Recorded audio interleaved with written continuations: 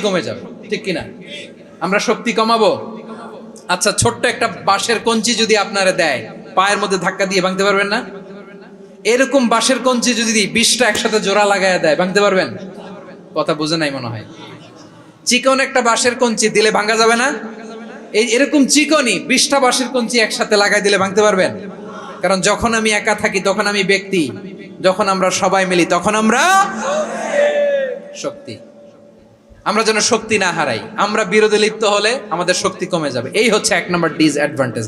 2 নম্বর disadvantage হচ্ছে আমরা নিজেরা বিরোধে লিপ্ত হলে অন্যরা আমাদের মাথায় কাঁঠাল ভেঙে খাইতে সুবিধা হয়। কথা বোঝেন নাই? আমরা যদি বিরোধে লিপ্ত হই তাহলে পরাশক্তিগুলোর সুবিধা, তখন আমাদের কাউকে দিতে হবে ট্রানজিট, কাউকে দিতে হবে সেন্ট মার্টিন, কাউকে দিতে হবে দেশের অর্ধেক। চিল্লায় বলো ঠিক কিনা? নিজেরা নিজেদের